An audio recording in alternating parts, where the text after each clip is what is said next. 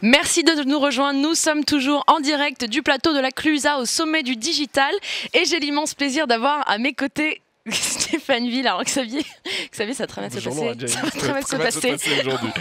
Désolée, on a commencé un fou rire. Avant, c'est toujours compliqué de commencer un live avec un fou rire.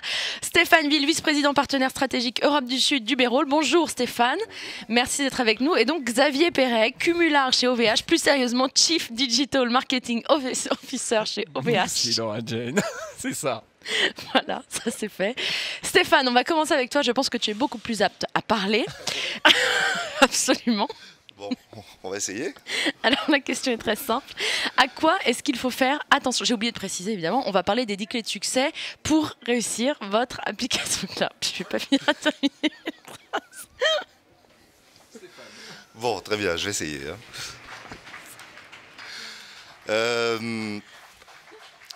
La première des choses, je crois, et en fait, c'est l'ombrelle qui va regrouper tous les autres points. C'est la chose la plus importante.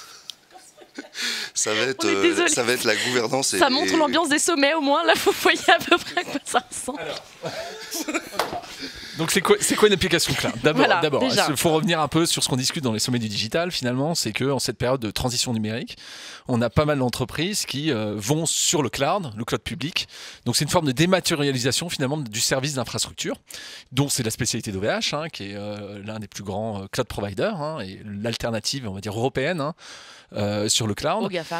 Au GAFAM, exactement, et donc qui a 20 ans cette année d'ailleurs, donc c'est pas non plus... C'est pas OVH ou les GAFAM? OVH a 20 ans cette année, exactement.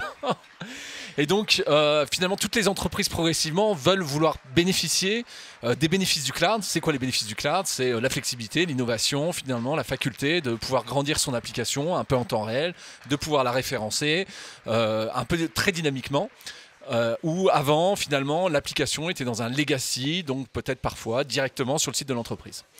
Et on voit émerger finalement deux types d'entreprises, puisque OVH c'est son métier, on a 1,5 million de clients à travers le monde, des entreprises qui sont ce qu'on appelle les digital natives finalement, c'est-à-dire des startups, mais pas seulement, qui ont embrassé, au sens large, embrace, le cloud pour justement... faire des applications de relations clients beaucoup plus rapidement, etc. Et puis d'autres entreprises qui sont en migration ou en transformation et qui doivent passer d'un mode où ils avaient tout de façon interne et comment le passer directement finalement dans un mode beaucoup plus moderne, on va dire, flexible, innovation, agile.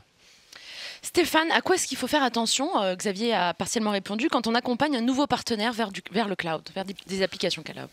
S'assurer d'ores et déjà qu'on a une bonne gouvernance, un sponsorship absolu, à savoir faut jamais perdre de vue qu'on est là pour générer du business. Par les plus proches, ouais. Pardon. Donc on est là pour générer du business et en fait tous les points qu'on peut décliner dessous dépendent de ça, quoi. C'est-à-dire ne pas perdre de vue qu'on est là pour générer le fameux MRR, à savoir le revenu mensuel récurrent. Et derrière va découler de ça évidemment l'étude des cibles, les KNO avec lesquels on va les adresser. Est-ce qu'on fait du do it yourself? Est-ce qu'on fait en fait donc du libre service? Est-ce qu'on va faire de l'accompagnement, à savoir est-ce qu'on va aller chercher les clients avec des commerciaux? Voilà. Est-ce qu'on va tout faire pour eux ou est-ce qu'on va au contraire utiliser le support pour qu'ils utilisent l'application en bonne et due forme? Voilà, c'est toutes ces choses-là dont il faut tenir compte.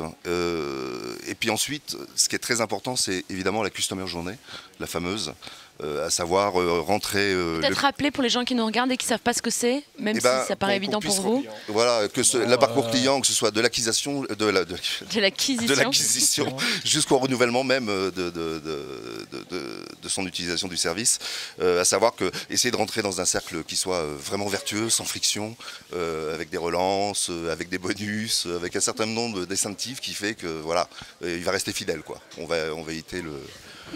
Alors, la question d'après, c'est quelle question est-ce que ça pose concernant les données personnelles? Ouais, alors peut-être je vais prendre celle-là par rapport à OVH en particulier. Ce qu'on voit dans les entreprises qui passent comme ça leurs données, c'est finalement elles vont confier leurs données chez un tiers d'infrastructure. Donc forcément c'est sensible. Donc forcément c'est sensible, exactement. Et c'est souvent ces données, c'est les données du client, c'est les données d'usage du client. C'est finalement toutes ces données qui représentent, on le dit souvent, l'atout majeur de l'entreprise. Et donc il y a plusieurs problématiques qui vont se poser derrière, de sécurité évidemment. Il faut s'assurer que ces données ne vont pas être hackées. Comment vous répondez à ça? Tout simplement, alors c'est intéressant puisque OVH, par nature de construction, d'abord tous les serveurs, on ne le sait peut-être pas, mais tous les serveurs sont assemblés par OVH. OVH construit ses propres serveurs. Ce qui est rare, ce qui est extrêmement rare, exactement. On est un des rares à le faire. On a 2 usines d'assemblage, en fait, une au Canada et puis une à Croix, dans le nord de la France, puisque OVH a son siège social à Roubaix, dans le nord de la France. Et puis, il y a toute une couche de logiciels par-dessus. Et donc, nativement, il y a cette couche de sécurité avec des ingénieurs sécurité, j'allais dire extrêmement paranoïaques. On se doit d'être paranoïaque dans ce métier. Et oui, pour éviter justement... Vous êtes paranoïaque, envoyez votre candidature à OVH. Bonjour@ovh.com. Tout ce qui est sécurité, déni de service par exemple, voilà, ces serveurs qui sont attaqués en permanence, on vit ça tous les jours et on résiste derrière. Une entreprise n'a pas toujours les moyens finalement ni les compétences pour pouvoir le faire lui-même. Et c'est finalement outsourcer cette partie-là avec un acteur de confiance comme OVH, c'est une des premières problématiques, la sécurité, c'est le premier point.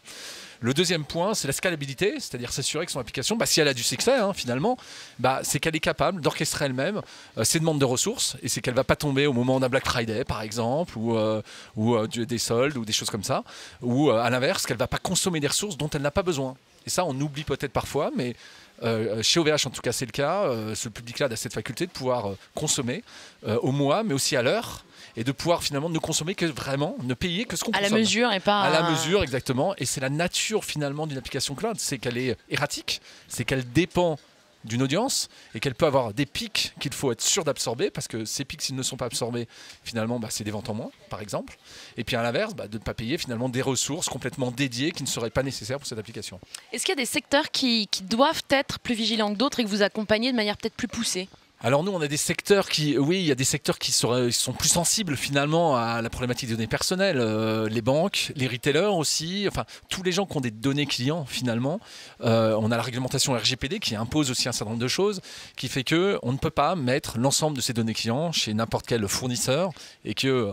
tout le monde souhaite évidemment éviter de se retrouver dans la presse par des fuites de données, des choses comme ça. Et donc la banque, les retailers, l'automobile aussi, finalement des secteurs qui sont les gouvernements publics de la même façon. Et dernière question, est-ce qu'il existe aujourd'hui un véritable écosystème numérique européen qui pourrait, entre guillemets, faire contrepoids face à l'écosystème américain des GAFAM, comme on le disait? Est-ce qu'au sommet du digital, on parle aussi de l'Europe? Finalement, on a peut-être un syndrome de ne pas voir assez grand, assez large. Au dernier OVH Summit, Octave Klaba, le fondateur d'OVH, avait annoncé vouloir déclencher, favoriser ce qu'il appelle un virtual GAFAM, qui est l'idée finalement de dire, OVH, nous on est un cloud européen en l'occurrence, qui est ouvert, complètement ouvert, y compris technologiquement. Par exemple, on a des couches OpenStack, donc complètement open standard, open source, c'est une vraie valeur. C'est rare. Ce qui est effectivement une fois plus rare, c'est qu'il n'y a pas ce qu'on appelle de lock-in technologique. Et donc comment on fait pour avoir des partenaires comme Uberall ou comme d'autres? C'est une certaine vision finalement de l'écosystème, ça aussi. C'est une vision finalement européenne dans le sens où il n'y a pas un acteur en Europe qui émerge qui saura tout faire. Je pense que OVH ne sait pas non plus tout faire. Par contre, il peut s'associer, être partenaire. On a énormément de partenaires revendeurs indirects par exemple, qui vont créer de la valeur par-dessus pour ces entreprises. OVH finalement est le spécialiste du cloud et de l'infrastructure, mais on est promoteur d'avoir des startups. On a un programme de startups aussi qui s'appelle le Digital Launchpad pour promouvoir des startups qui grossissent avec nous, qu'on aide à faire grandir et qui du coup sont robustes dans l'écosystème européen. Stéphane, un dernier mot très rapidement sur ce qu'il faut retenir dans les clés de succès d'une application cloud. Peut-être juste quelques incentives.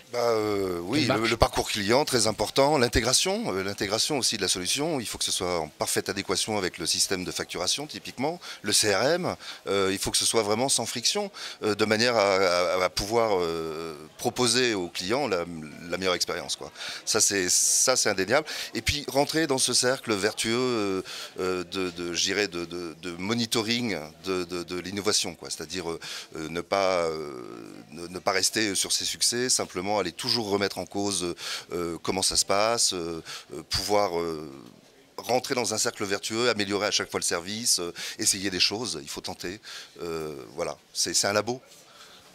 Ce sera le mot de la fin. Merci infiniment. On a réussi à garder notre sérieux. C'était pas gagné. Pas gagné. Donc je vous félicite. Merci infiniment. Merci beaucoup. On se retrouve très vite pour le prochain live.